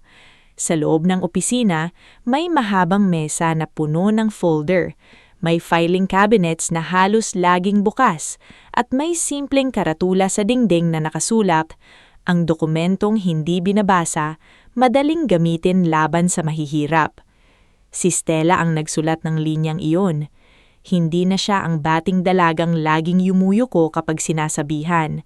Sa edad niyang mas hinubog ng pagsubok kaysa ng panahon, natutunan niyang tumayo ng kalmado kahit nanginginig ang paligid. Mahaba pa rin ang buhok niya, ngunit madalas na itong nakatali ng maayos. Simple pa rin ang pananamit niya, ngunit may dignidad sa bawat kilos. Kapag nagsasalita siya, hindi siya sumisigaw. Hindi niya kailangan. Ang dala niyang ebidensya ang nagsasalita ng mas malakas kaysa galit. Isang umaga sa Maynila, nakaupo siya sa opisina kasama sina Attorney Serafin Malvarosa, Nemya Caldona at Timofer Alcaraz. Nasa gitna ng mesa ang makapal na folder na 5 taon nilang binuo. Sa harap nito, nakalagay ang pangalan ng kaso, Banyares Heirs and Affected Farmers versus Villoria Holdings and Associated Parties. Tahimik ang lahat nang buksan ni Attorney Serafin ang folder. Stella, sabi ng abogado, seryoso ang muka. Kumpleto na ang pangunahing ebidensya. May original chain of title tayo. May certified copies mula sa registry. May notarial records na nagpapatunay na patay na ang notaryo bago ang petsa ng bentahan. May bank records na nagpapakita na walang tunay na bayad. May affidavit ng dating tagapag-ingat ng dokumento. At higit sa lahat, may mga testigong handa ng magsalita. Napahawak si Nemya sa dibdib. Grabe, 5 taon nating hinukay ito, parang bawat papel may sariling multo. Si Timo naman ay nakasandal sa dingding, tahimik ngulit halatang kabado. Sigurado ba tayong ligtas ang mga testigo? Tumanggo si Serafin. Nakausap ko na sila. Ililipat sila sa ligtas na lugar bago ang pagdinig. Pero Stella, kailangan mong maintindihan kapag bumalik tayo sa San Ireneo, hindi lang papel ang haharapin mo. Haharapin mo rin ang mga taong nanakit sa'yo. Hindi agad sumagot si Stella. Tinignan niya ang bintana ng opisina. Sa labas, maingay ang Maynila. Busina ng jeep, sigaw ng tindera, yabag ng mga taong nagmamadali. Dito siya nagsimulang muli. Dito niya tinipon ang sarili niyang dinurog. Ngunit alam niyang hindi sa Maynila matatapos ang sugat. Kailangan niyang bumalik sa lugar kung saan siya unang linapastangan. Hindi ako babalik para makipagsigawan. Babalik ako para itama ang ninakaw. Pinagmasdan siya ni Serafin. At kung makita mo si Edrigo? Saglit na gumalaw ang kamay ni Stella sa ibabaw ng folder. Si Edrigo. Sa loob ng 5 taon, hindi niya tuluyang nakalimutan ang lalaking pinakasalan niya. Hindi rin niya itinangging na may bahagi ng puso niya ang nasaktan sa bawat balitang naririnig kay nito. Minsan, may nagpaparating na hinanap siya nito. Minsan, may nagsasabing nag-away sila ni Doña Severina dahil sa kanya. Minsan, may balitang lumayo siya sa sariling pamilya at sinubukang ayusin ang negosyong hindi umaasa kay Amancio. Ngunit kahit ano pa ang ginawa ni Edrigo pagkatapos ng gabing iyon, hindi mabubura ang katotohanan ng kailanan ni Stella ng kakampi, hindi siya naabot ng kamay nito. Mahina niyang sabi, haharapin ko siya bilang bahagi ng katotohanan, hindi bilang sugat na kailangan ko pang balikan. Walang nagsalita. Alam nilang iyon ang sagot ng babaeng natutong mahalin ng sarili matapos maitapon sa dilim. Makalipas ang ilang linggo, kumalat sa San Ireneo ang balitang may malaking agrarian restitution case na muling bubuksan sa munisipyo. Maraming residente ang nagulat nang malaman nilang may kinalaman ito sa lumang lupaing hawak ng mga Villoria. Ang iba, hindi makapaniwala. Ang iba naman, tahimik na nagbubulungan dahil matagal na nilang naririnig ang mga kwento tungkol sa mga lupang biglang napunta sa mayayaman noong panahon ng kagipitan. Sa mansyon ng mga Villoria, hindi na kasing ningning ang dating karangyaan. Nakatayo pa rin ang mataas na bakod, malapad pa rin ang driveway, naroon pa rin ang chandelier, ang marmol na sahig at ang mga antigong muebles. Ngunit ramdam sa loob ang unti-unting pagkabulok ng isang pamilyang matagal nang nagtatago sa yaman. May bahagi ng poultry farm ang naisara dahil sa pagkalugi. May 2 delivery truck ang nahatak ng bangko. May mga dating empleyadong umalis dahil hindi na sumasahod sa tamang oras. Si Amancio, na dating mapagmataas at laging nakangising, ay mas madalas nang uminit ang ulo. Marami siyang tinatago. Marami siyang pirmihan na hindi alam ni Edrigo. At habang lumalala ang utang, mas lalo siyang nagiging desperado. Hindi pwedeng matuloy ang hearing na yan, sabo ni Amancio kay Doña Severina isang gabi sa study room. Nakaupo si Doña Severina sa harap ng mesa, hawak ang baston. Tumanda siya sa loob ng 5 taon, ngunit nananatili ang tigas ng mukha. Sino ba ang nasa likod nito? Nag-alangan si Griselda na naroon din at halatang kabado. May narinig ako sa munisipyo, ang legal consultant daw, si Maristela. Natahimik ang buong silid. Maging si Amancio ay natigilan. Imposible. Malamig na sabi ni Doña Severina, ngunit may bahid ng pangamba ang kanyang tinig. Hindi raw siya basta consultant, dagdag ni Griselda. May dala siyang sariling team, may abogado, may mga papeles, at may ilang testigo raw na dating konektado sa lumang lupa. Humigpit ang hawak ni Doña Severina sa baston. Ang babaeng iyon! Ang babaeng iyon ang pinatulog mo sa kulungan, biglang sabi ni Edrigo mula sa pinto. Lumingon silang lahat. Hindi nilang namalayang nakapasok na pala ito. Ibang-iba na rin si Edrigo. Mas seryoso ang mukha, mas payat ng kaunti, at wala na ang bating kumpiyansa ng lalaking sanay na maayos ang mundo sa paligid niya. Sa loob ng 5 taon, dala niya ang bigat ng pagkawala ni Stella at hindi iyon nabura kahit anong pilit niyang magtrabaho. Edrigo, sabi ni Doña Severina, hindi mo naiintindihan. Hindi ma, ngayon ko mas naiintindihan. Kung siya ang nasa likod ng kasong ito, ibig sabihin may dahilan siya. Hindi siya babalik ng walang hawak. Sumingit si Amancio. At kampi ka agad sa kanya. Tumingin si Edrigo sa pinsan. Mas kampi ako sa katotohanan kaysa sa kahit sino. Napakuyumang panga ni Amancio. Madaling sabihin yan kapag hindi ikaw ang mawawalan ng lahat. Ano ang tinatago mo? Tanong ni Edrigo. Hindi sumagot si Amancio. Doon nagsimulang maramdaman ni Doña Severina na ang kinatatayuan nilang pangalan ay hindi na kasing tibay gaya ng dati. Dumating ang araw ng pagtitipon sa munisipyo. Hindi iyon simpleng meeting lamang. Puno ang bulwagan. Naroon ang mga magsasaka mula sa mababang bahagi ng San Ireneo, mga dating empleyado ng poultry farm, ilang lokal na opisyal, mga kamag-anak ng pamilyang Banyares na unang lang muling lumitang, at mga mamamahayag mula sa provincial na dyaryo. Sa harap, may mahabang mesa para sa mga kinatawan ng Villoria at sa grupo ni Stella. Unang dumating ang mga Villoria. Si Doña Severina ay nakasuot pa rin ng mamahaling bestida, ngulit halata sa mukha ang pagkairita. Si Griselda ay balisa, panay hawak sa cellphone. Si Amancio ay pilit kalmado, ngulit nanginginig ang daliri habang inaayos ang cuff ng damit niya. Si Edrigo naman ay tahimik na naupo sa kanyang upuan, hindi makatingin ng diretsyo sa pintuan. Pagkalipas ng ilang minuto, bumukas ang pinto ng bulwagan. Pumasok si Stella. Hindi siya marangya, hindi siya nagpakita na parang naghahamon.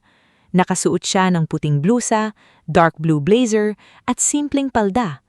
Hawak niya ang leather folder na puno ng dokumento.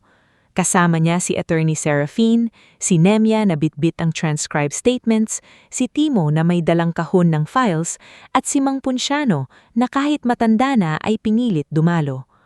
Naroon din si Mang Apolonio, nakaupo sa hanay ng mga testigo, nanginginig ngunit determinado. Nang nakita siya ni Doña Severina, nanigas siya sa kinauupuan. Parang bumalik sa kanyang alaala ang gabing iyon, ang ulan, ang kulungan ng manok, ang babaeng basang-basa ngunit hindi lumuhod. Ngunit ngayon, ang babaeng iyon ay nakatayo sa gitna ng bulwagan na tila hindi na kayang tapakan ng kahit sinong Villoria.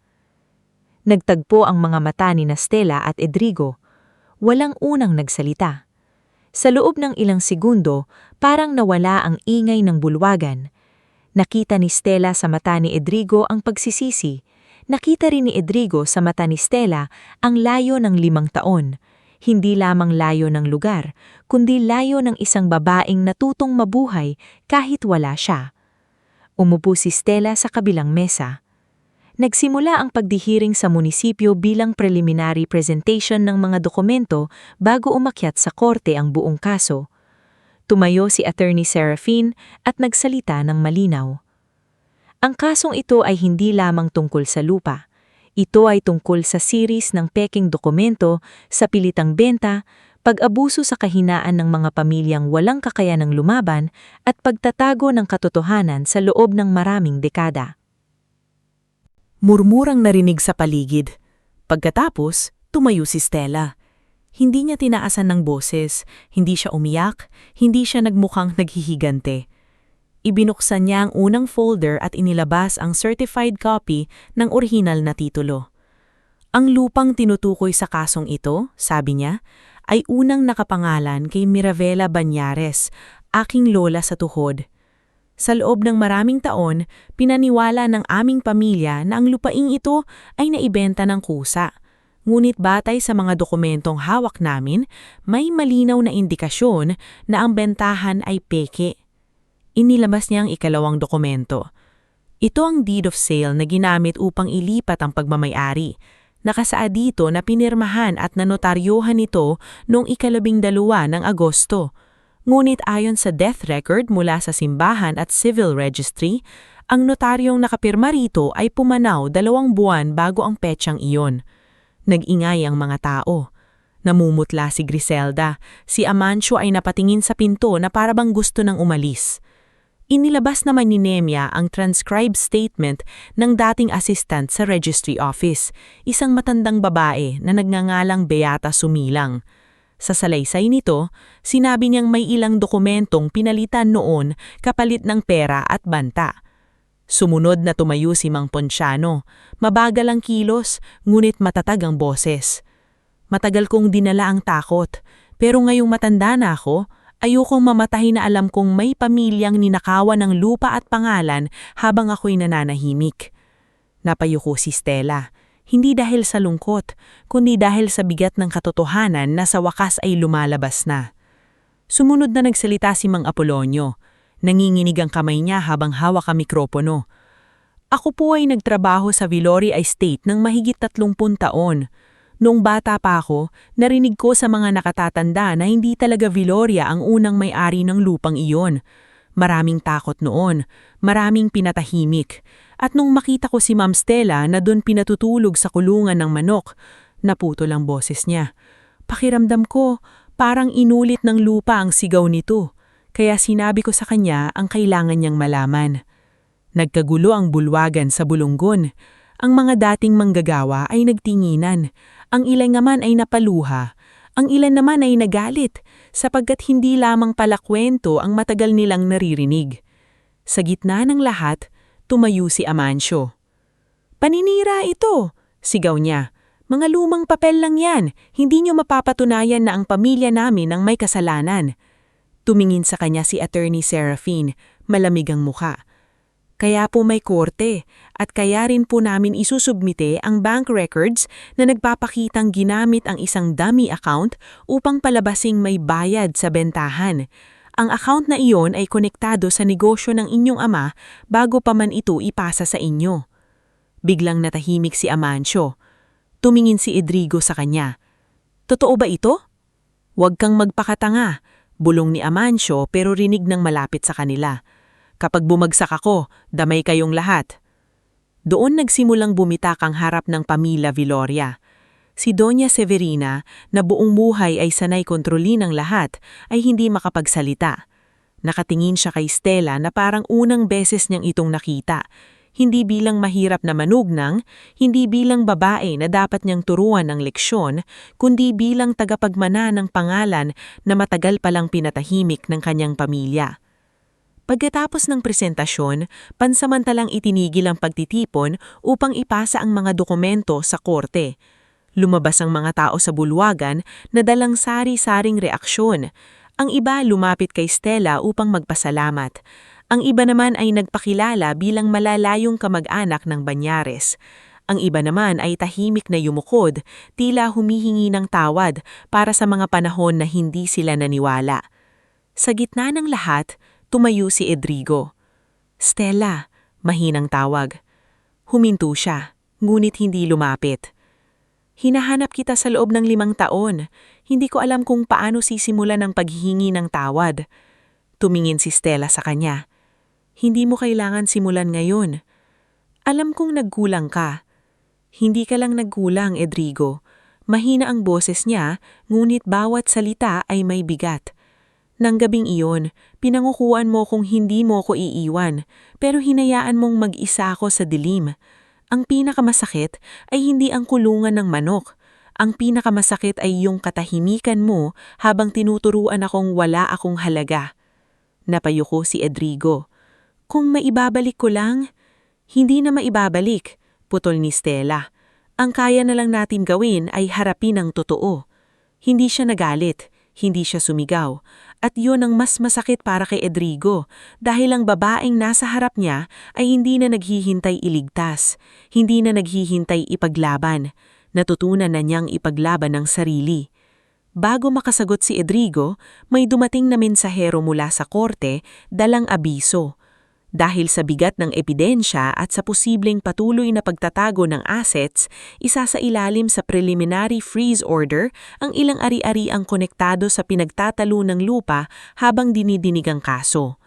Nang marinig yon ni Amancio, bigla itong nagalit at tinulak ang isang usupan. "Hindi ito matatapos dito!" Sigaw niya. Ngunit sa pagmamadali niyang umalis, nahulog mula sa folder niya ang ilang papeles. Pinulot iyon ni Timo bago pa makuha ng tauhan ni Amancio. Nang makita ni Attorney Serafin Serato ang laman, kumunot ang noon niya. Mga dokumento iyon ng planong pagsasangla sa huling natitirang lupain ng Villoria Estate. May petsang bago pa man lumabas ang desisyon at may pirma ni Amancio kasama ang isang pribadong lender. Ibig sabihin, habang pinipilit nilang iligtas ang pangalan ng pamilya, palihim na inilulubog ni Amancio ang buong angkan para sa sariling pakinabang. Tumingin si Serafin kay Stella. Mukhang may panibagong krimen tayong nadiskubre. Napatingin si Stella kay Doña Severina. Sa unang pagkakataon, ang matandang dating makapangyarihan ay tila nawalan ng lakas. Ang baston niya ay bahagyang nanginig sa kamay. Tinignan niya si Amancio, pagkatapos ay si Edrigo, pagkatapos ay si Stella. Parang sa isang iglap, nakita niya ang lahat ng ipinagtatanggol niya, ang yaman, ang apelyido, ang bahay, ang lupain, at napagtantong baka ang lahat ng iyon ay itinayo sa kasalanan at ngayon ay tinatapos naman ang sariling dugo at kasabwat sa kasinungalingan. Hindi pa doon natatapos ang laban. Kailangan pa nilang humarap sa korte. Kailangan pang patunayan ng bawat pahina. Kailangan pang ilabas ang lahat ng itinago ng pamilyang Villoria. Ngunit habang lumalabas si Stella sa munisipyo, sinalubong siya ng hangin ng San Ireneo. Ang bayang minsan niyang nilisan ng basang-basa, sugatan at mag-isa, ay ngayon ay humaharap sa kanya na parang kumikilala sa pagbabalik ng anak nitong hindi sumuko. Sa labas, nakatayo si Mang Ponciano. Hawak ang kanyang lumang sombrero. "Stella," sagi nito, "nagawa mo na ang unang hakbang." Tumingin siya sa malayo, sa direksyon ng lupang kinatatayuan ng Villoria Mansion. "Hindi pa po," sagot niya. "Ngayon pa lang talaga magsisimula." At sa likod niya, sa loob ng munisipyo, nagsimula ng gumuho ang katahimikang ilang dekadang bumalot sa kasinungalingan ng mga Villoria. Bago tayo magpatuloy sa huling bahagi ng ating istorya, i-comment mo muna kung taga-saan ka at anong oras ka nanonood ngayon. Sa pagtatapos ng buhay na sinundan natin ni Stella, tandaan natin na may mga sugat na hindi naghihilom sa simpleng paghihingi ng tawad. Minsan kailangan munang mailabas ang katotohanan, maibalik ang ninakaw at matutunan ng mga taong mapagmataas ang dangal ng mahirap ay hindi kailanman mas mababa sa dangal ng mayaman. Pagkatapos ng magulong araw sa munisipyo ng San Ireneo, hindi na muling bumalik sa dati ang bayan. Sa mga karinderya, palengke, simbahan at sakayan ng jeep, iisa ang pinag-uusapan ng mga tao. Ang pagbabalik ni Maristela Banyares at ang mga dokumentong dala niya kontra sa pamilyang Villoria. Ang dating mga bulubulong na takot banggitin ay naging usapan na sa liwanag ng araw. Ang mga matatandang matagal nang nanahimik ay nagsimulang magpaalala ng mga kwento noong kabataan nila. Ang mga anak ng magsasakang nawalan ng lupa ay nagtanong sa kanilang mga magulang, at ang pangalan ng Banyares na matagal nang itinulak sa gilid ng kasaysayan ng bayan ay unti-unting bumalik sa bibig ng mga tao. Ngunit para kay Stella, hindi iyon panahon para magdiwang. Alam niyang ang ingay ng bayan ay hindi pa hustisya. Ang simpatya ng tao ay hindi pa desisyon ng korte. At ang pagkalantad ng kasinungalingan ay simula pa lamang ng mas mabigat na laban. Sa loob ng sumunod na mga buwan, halos hindi siya umalis sa pagitan ng opisina ni Attorney Serafin Malvarosa, korte, Registry of Deeds at munisipyo. Mas naging mahigpit ang kanilang paghahanda. Bawat dokumento ay kailangang malinis. Bawat salaysay ay kailangang tugma. Bawat petsa ay kailangang masuri. Hindi pwedeng madala sila ng emosyon kahil alam nilang ang pamilyang Villoria, kahit nanghihina na, ay may natitira pa ring pera, koneksyon at abogadong kayang balugtutin ng usapan. Sa maliit na opisina na pansamantalang nilang inupad sa San Ireneo, nakalatag ang mga kahon ng ebidensya. Naroon si Nemia Caldona, halos mamula ang mata sa kakabasa ng transcript. Si Timoteo Alcaraz naman ay abala sa pagdadala ng mga testigo mula sa ligtas na tirahan papunta sa opisina. Si Mang Ponciano Lerazan ay bahagyang mahina na ang tuhod ay araw-araw pa ring dumadating upang balikan ang mga lumang records. Si Mang Apolonio Matias naman ay patuloy na nagbibigay ng mga detalyeng naaalala niya tungkol sa dating mga tauhan ng Villoria Estate. Isang gabi, habang nag-aayos si Stella ng mga papeles, nilapitan siya ni Attorney Serafine Malvarosa. "Pagod ka na," sabi ng abogado. Hindi tumingin si Stella. "Kaya ko pa po." Iyan ang lagi mong sinasabi, pero ang tanong, kailangan mo bang pasanin lahat mag-isa?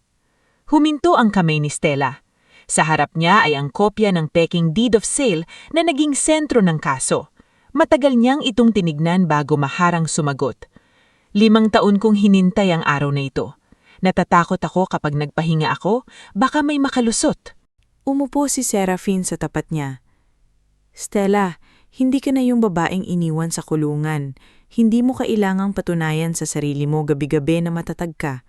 Napatunayan mo na iyon." Napatingin si Stella sa kanya. Sa unang pagkakataon sa mahabang panahon, naramdaman niya ang pagod na hindi lang galing sa katawan, kundi sa kaluluwa. Ngunit hindi na ito tulad ng dati. Hindi na ito pagod ng kawalan. Ito ay pagod ng taong lumalaban para sa wakas na matagal nang ipinagkait. Sa kabilang panig ng bayan, sa mansyon ng mga Villoria, mas lumalala ang pagkawasak ng pamilya. Ang preliminary freeze order ay nagdulot ng malaking problema sa negosyo. Hindi na madaling makagalaw ang kanilang accounts. Ang mga kasosyo ay umatras. Ang ilang empleyado ay nagsimulang humanap ng ibang trabaho. Si Griselda, na dati mahilig magparangya sa harap ng mga bisita, ay unti-unting nawalan ng mga kaibigan na laging nasa paligid kapag may handaan, ngulit nawawala kapag may kaso. Si Amancio naman ay nagtatago. Matapos mahulog ang mga dokumentong nagpapatunay sa palihim niyang pagsasangla na natitirang lupain, sinubukan niyang ilayo ang sarili sa pamilya. Ngulit hindi na siya nakalabas ng tuluyan. May whole departure order na inihain laban sa kanya matapos matuklasan ang koneksyon niya sa dummy account na ginamit sa peking bentahan. Ang lalaking dating nakangisi habang pinapanood si Stella na pinapahiya ay ngayon ay hindi makatulog sa takot na baka siya mismo ang unang isuko ng mga taong dati niyang kasabwat. Si Doña Severina naman ay halos hindi na lumalabas ng silid. Hindi dahil may sakit siya, kundi dahil may mga katotohanang mas mabigat pa sa karamdaman. Sa bawat sulok ng mansyon, may naaalala siya. Sa sala kung saan niya minsang tiningnan si Stella na parang dumi. Sa veranda kung saan niya ibinaba ang pagkatao ng dalaga. Sa likod ng bahay kung saan itinuro niya ang kulungan ng manok at sinabing, "Diyan ka na babagay." Noong una, pinilit pa niyang kumbinsihin ang sarili na tama siya, na pinoprotektahan lang niya ang pangalan ng Villoria, na si Stella ang nagdala ng gulo sa pamilya. Ngulit habang lumalabas ang mga dokumento, habang lumilinaw na ang lupang kinatatayugan ng kanilang mansyon ay maaaring bunga ng pandaraya, unti-unting nauupos ang kanyang pagmamataas. Isang gabi, nadatnan siya ni Edrigo sa lumang study room. Hawak niya ang isang lumang litrato ng unang Villoria patriarch na nakatayo sa harap ng estate. "Alam mo ba ang ginawa nila?" tanong ni Edrigo. Hindi na siya sumisigaw. Pagod na ang boses niya. "Alam mo ba, Ma?"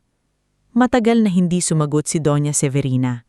Nang salita siya, mahina ang tinig niya.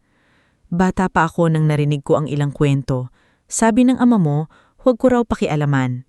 Lahat daw ng pamilyang yumayaman ay may kailangang ibaon." Napapikit si Edrigo. "At naniwala ka?" "Naniwala ako dahil komportable ang buhay natin. Naniwala ako dahil mas madaling tanggapin ang yaman kaysa tanungin kung saan nanggaling. Dahil dyan, sinaktan mo si Stella." Tumulo ang luha sa pisngi ni Doña Severina, ngulit hindi siya agad nakasalita. Sa unang pagkakataon, hindi niya kayang ipagtanggol ang sarili. Dumating ang araw ng huling pagdinig. Puno ang korte, hindi lamang mga abogado at partido ang naroon. Naroon ang mga magsasaka, dating manggagawa, kamag-anak ng Banyares, ilang taga-munisipyo at mga taong gustong masaksihan kung paano haharap isang makapangyarihang pamilya sa kasinungalingang matagal nilang itinago. Pumasok si Stella na simple pa rin ang ayos. Wala siyang suot na mamahaling alahas, wala siyang dalang kahit anong simbolo ng yaman. Ang dala niya ay makapal na folder, maayos na ebidensya, at ang dignidad ng isang babaeng hindi na naghihintay ng pahintulot para kilalanin ang kanyang halaga. Nang nagsimula ang pagdinig, isa-isang inilahad ni Attorney Serafin ang kaso. Ipinakita ang orihinal na titulo sa pangalan ni Miravela Banyares. Ipinakita ang deed of sale na may pirma ng notaryong patay na bago pa man maisagawa ang bentahan. Ipinakita ang pagsusuri sa pirma ni Miravela na malayong-malayo sa orihinal na lagda. Ipinakita rin ang bank records na nagpapatunay na walang tunay na perang naibayad sa pamilya Banyares. Iniharap ang affidavit ng dating tagapag-ingat ng dokumento at ang salaysay ni Mang Ponciano, Mang Apolonio at Beata Sumilang. Sa bawat pahinang inilalabas, tila isa-isang nalalaglag ang haligi ng kasinungalingan. Sinubukan ng abogado ng Viloria na pahinain ang mga testigo. Tinawag niyang matanda si Mang Ponciano at maaaring nalilito na raw. Ngunit nang ipakita ni Mang Ponciano ang sarili niyang lumang tala na may tetsa, pirma at kopya ng record entries, natahimik ang kabilang panig. Tinawag nilang haka-haka lamang ang kwento ni Mang Apolonio, ngunit nang maglabas si Timo ng dating payroll record na nagpapatunay na nasa estate si Apolonio noong mga panahong may tinatagong dokumento sa lumang bodega, napilitang umatras ang depensa. Tinawag nilang emosyonal si Stella. Ngunit nang siya na mismo ang tumayo para magsalita, walang bakas ng paghihigil sa boses niya. Kagalang-galang na hukuman, Sabi ni Stella, "Hindi ko hinihiling na paniwalaan ninyo ako dahil ako ay nasaktan. Hinihiling kong tingnan ninyo ang mga dokumento. Dahil bago pa ako ipahiya bilang manugang, matagal nang ipinahiya ang aming pamilya sa pamamagitan ng kasinungalingan na nakasulat sa papel. Hindi ako narito para agawin ang hindi amin. Narito ako para bawiin ang matagal nang ninakaw." Tahimik ang korte matapos siyang magsalita. Nang dumating ang desisyon, mabigat ang bawat salitang binasa ng hukom. Ipinawalang bisa ang peking bentahan.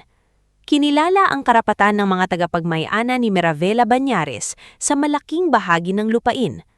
Iniutos ang pagbabayad ng danyo sa pamilyang Banyares at sa ilang pamilyang magsasakang naapektuhan ng mapanlinlang na transaksyon. Inirekomenda rin ang hiwalay na kasong kriminal laban kay Amancio at sa mga kasabwat sa pagpapatuloy ng pandaraya at pagtatangkang isalba ang ari-arian sa pamamagitan ng palihim na pagsasangla. Nang marinig ang desisyon, napaupo si Stella. Hindi siya agad umiyak, para bang hindi agad naot ng katawan niya ang bigat ng tagumpay. Si Nemya ang unang yumakap sa kanya. "Stella!" Umiyak na sabi nito. "Nagawa natin!" Si Timo ay napayuko, pinupunasan ng mata habang kunwaring inaayos ang folder. Si Mang Ponciano naman ay tahimik na umiyak, hawak ang lumang sombrero sa dibdib. Si Mang Apolonio ay nakatingala, paulit-ulit na nagbubulong ng pasasalamat. Sa kabilang bahagi ng korte, si Amancio ay halos magwala ng lapitan ng mga otoridad. Si Griselda ay nanginginig at hindi makapagsalita. Si Edrico ay nakaupo lamang, maputla, ngulit sa kanyang mga mata ay may kakaibang ginhawa. Hindi dahil natalo ang pamilya niya, kundi dahil sa wakas, lumabas na ang katotohanang dapat noon pa nila hinarap. Paglabas ng korte, sinalubong sila ng maraming tao.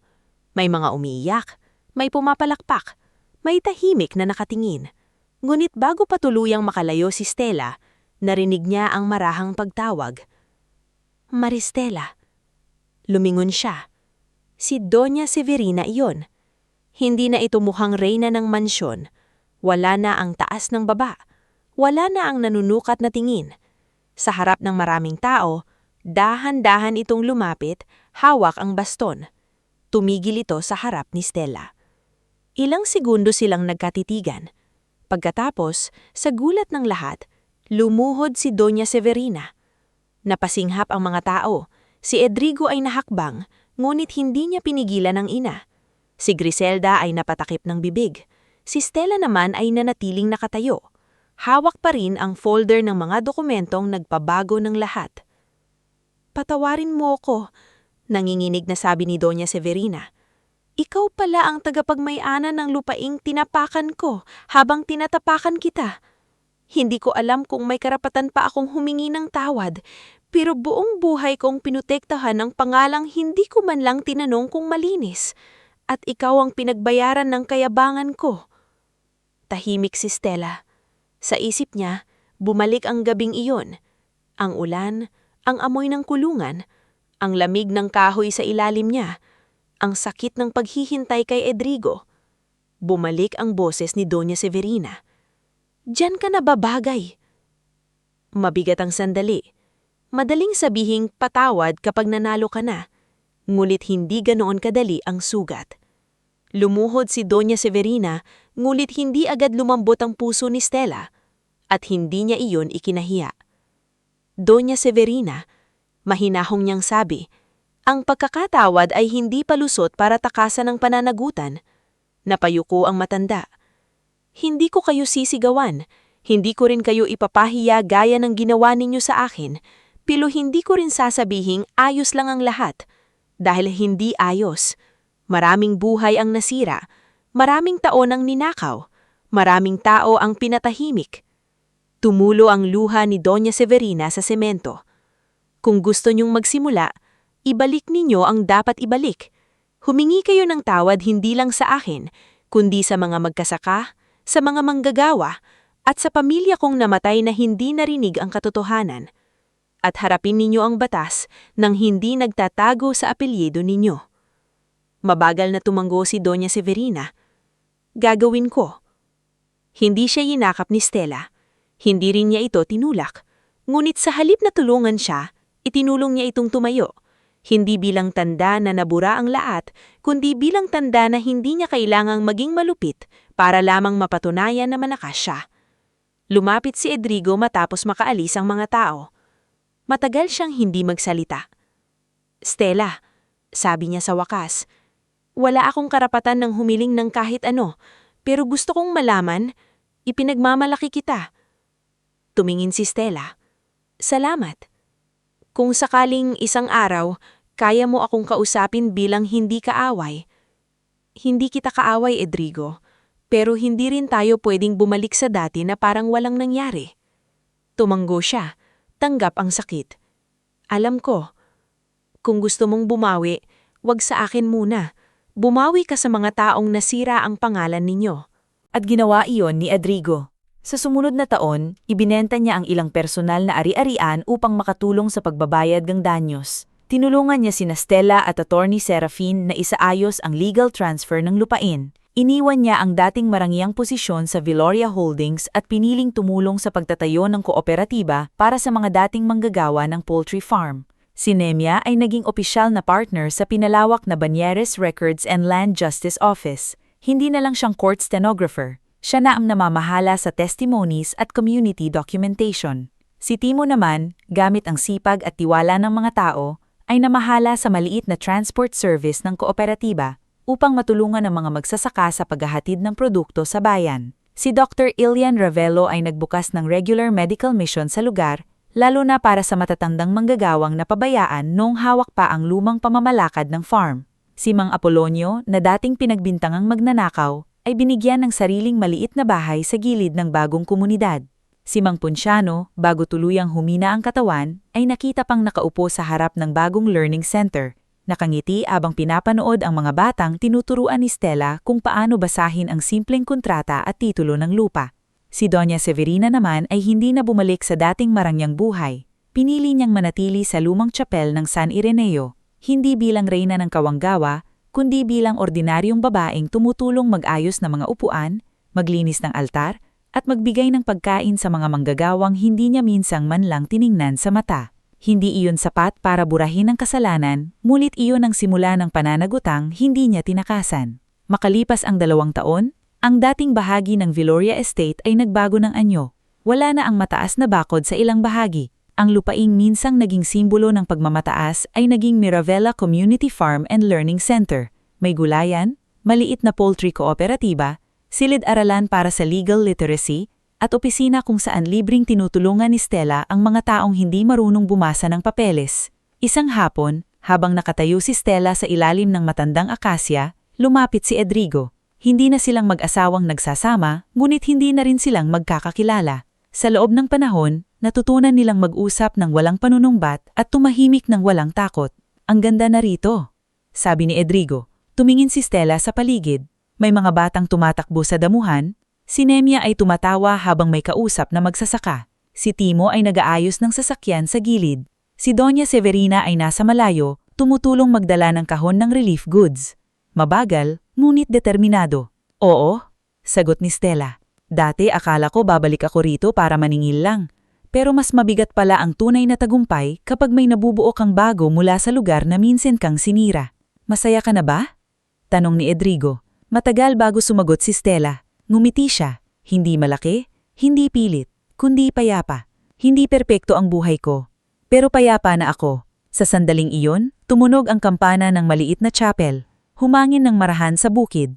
At sa lupaing minsang pinag-ubakan ng kasinungalingan, tumubo ang bagong simula. Hindi dahil nakalimot si Stella, kundi dahil pinili niyang hindi gawing kulungan ang sakit na minsang ginamit para ikulong siya. Hindi na siya ang babaeng sinabing doon siya nababagay. Siya na ngayon ang babaeng nagpatunay na walang taong ipinanganak para yurakan. At sa wakas, ang apelidong Banyares ay hindi nabulong sa lumang dokumento. Ito ay naging pangalan ng katotohanan, dignidad at pagbangon.